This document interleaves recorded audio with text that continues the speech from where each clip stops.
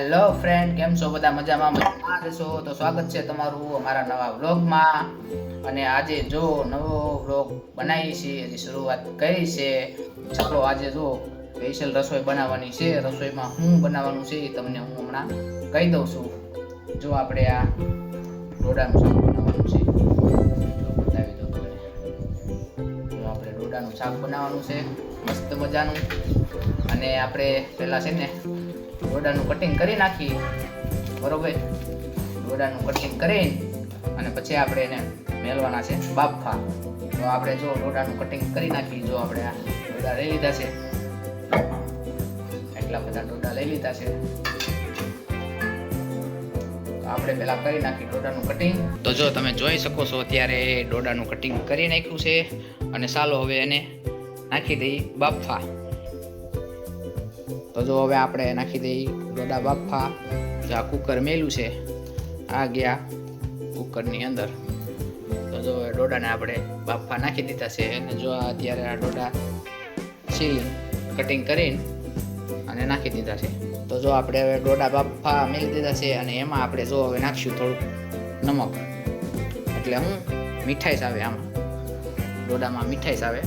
નકર તો મોરું મોરું થઈ જાય આવું બધું. એટલે આમાં છે ને બાફા ટાણે આપણે નાખી દઈશું મીઠું. 2 ચમચી મીઠું નાખી દીધું છે. તો જો આપણે ડોડાનું શાક બનાવવા માટે આપણે બધી સામગ્રી આવી એ બધી આપણે તૈયાર કરી લીધી છે. જો આ ટમેટા છે, અને આપણે જો ડુંગળી છે, અને આદુ આવશે, અને મરચાં આવશે, અને કોથમીર આવશે. તો ચાલો આ બધી વસ્તુને આપણે કરી નાખીએ કટિંગ. તો ચાલો જો આપણે હવે કરી નાખીશું બધી વસ્તુનું ઝીણું કટિંગ. તો ચાલો જો આપણે તમને ડુંગળી કટિંગ કરતા શીખવાડું કેવી રીતે કરવાની કટિંગ. આવી રીતે જો કટિંગ તમે કરશો તો હાવ ઝીણું કટિંગ નીકળશે. તો જો ચારે બાજુ કટ મારી દીધી છે ડુંગળીને, અને પાછી એકવાર કટ મારવાની. એટલે આનું કટિંગ છે ને હાવ ઝીણું, એટલે હાવ ઝીણું નીકળશે. જોઈ લો, આગળ બતાવી દઉં જે કટિંગ થાય છે. જો હાવ એટલે હાવ ઝીણું કટિંગ જોવાનું. લાસ્ટમાં બતાવી દઈશ કેવું કટિંગ થશે. જો આપણે ડુંગળીનું કટિંગ કરી નાખ્યું છે. અને હવે છે ટમેટાની વારી. હવે ટમેટાનું જો આપણે કટિંગ કરીએ, અને એ પણ તમને શીખવાડું કેવી રીતે કરવાનું. આનું પણ ઝીણું કટિંગ થઈ જાય. હાવ ઓલું આપણે ફળદા ઉલારી નાખીએ એ રીતનું ફળદા નહીં ઉલારવાના. આમાં જો ચારે બાજુ કટ મારી દેવાની. પહેલા ચોરસ કાપી નાખવાનું, અને પછી સાઈડમાં કટ મારી દેવાની. જો તમને દેખાડું, હાવ ઝીણું જ કટિંગ થશે આનું પણ. જો હાવ ઝીણું. તમને ગમે શાકમાં તમે આ ટમેટું નાખ્યું હોય ને, એટલે ટમેટું તમને થોડું દેખાય જ નહીં. એમ જ થાય કે ટમેટું નાખ્યું જ નથી. આ જો એ રીતનું જ કટિંગ થાય. ઓલું અમુક શાકમાં છે ને ટમેટાના ફળદા ઉઠતા હોય, એવી રીતનું કટિંગ નહીં કરવાનું, ઝીણું કટિંગ કરવાનું આપણે.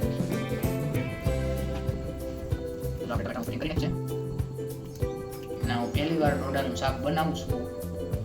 તમે કમેન્ટમાં કહેજો કેવું બન્યું છે. તો આપણે બીજી વાર વિડીયો બનાવીશું એ સબ્જીનો જ, ગમે મતલબ રેસીપી બનાવીશું. હવે લઈએ આપણે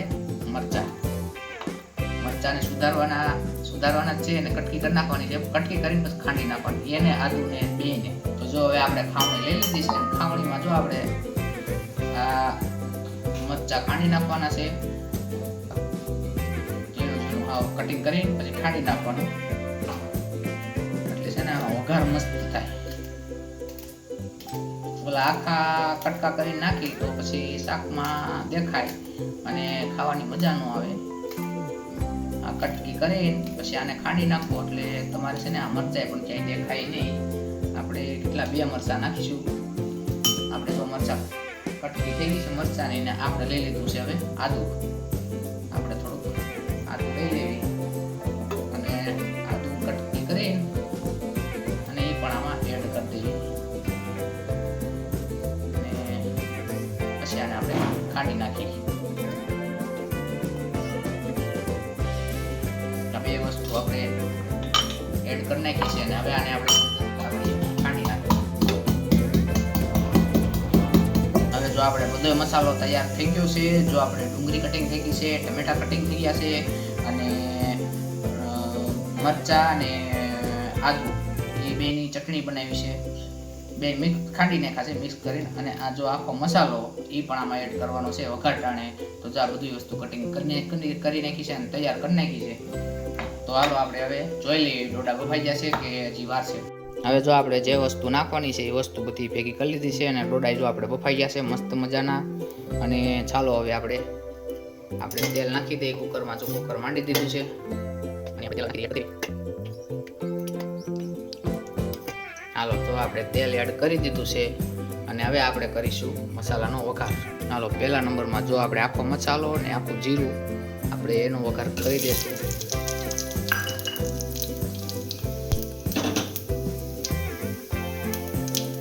હવે આપણે જો આ આદુ છે અને મરચાં છે બેની આપણે મિક્સ કરીને ખાંડી નાખ્યા હતા અને એ પણ આપણે એડ કરી દીધા છે આમાં.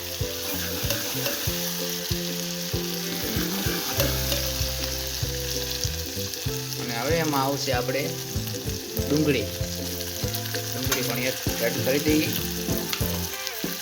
તો હવે આવ્યો છે ટમેટાનો વારો. હવે આપણે નાખી દઈએ ટમેટા એડ કરી દેવી. છેલ્લા જો ટમેટા વધ્યા હતા તો જો ટમેટા ડુંગળીને મિક્સ કરી દીધા છે અને જો આપણે ડુંગળી પણ પાકી ગઈ છે અને ટમેટા જે એડ કર્યા જ છે અને થોડુંક આને અત્યારે પાકવા દઈએ. હવે આપણે આમાં એડ કરશું હળદર, જીરું, મીઠું, ચટણી. ચાલો પહેલા નંબરમાં તો આપણે નાખીએ હળદર. 1 ચમચી હળદર નાખીએ અને આપણે જીરું નાખવાનું છે કેટલી 3 ચમચી નાખીએ. આ થોડુંક એટલું છે એ બધું નાખી દઈએ એટલે એનો સ્વાદ સારો આવે. જેમ આપણે જીરું વધારે નાખીને એમ સ્વાદ સારો આવે. આપણે જીરું બધું એડ કરી દીધું છે અને હવે નાખીએ આપણે મીઠું. 1 ચમચી મીઠું આવશે અને લાલ જેવો કલર થઈ જાય ત્યાં સુધી પાકવા દેવાનું. હવે આપણે આમાં એડ કરશું ચટણી. એટલે આનો છે ને કલર પકડાઈ જાય. લાલ કલર કેવો મસ્ત કલર પકડાઈ ગયો છે.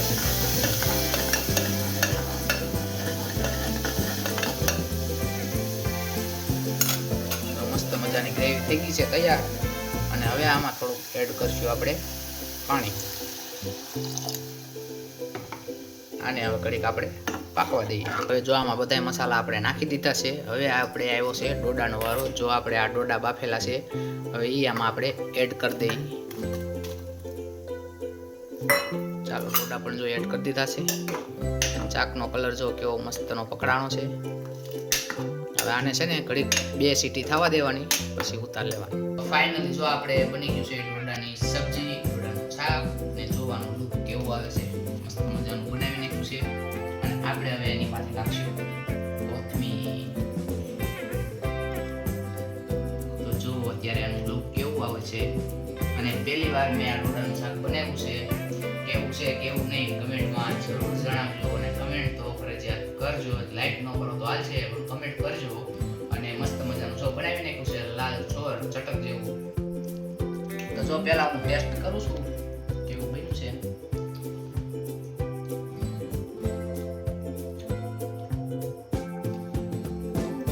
એક નંબર બન્યું છે. બસ ગરમ હલવાઈ ગયું. તીખું બન્યું છે ને એના બધા મસ્ત મજાનું બન્યું છે. બધી આઈટમ આપણે નાખી છે. તે આઈટમ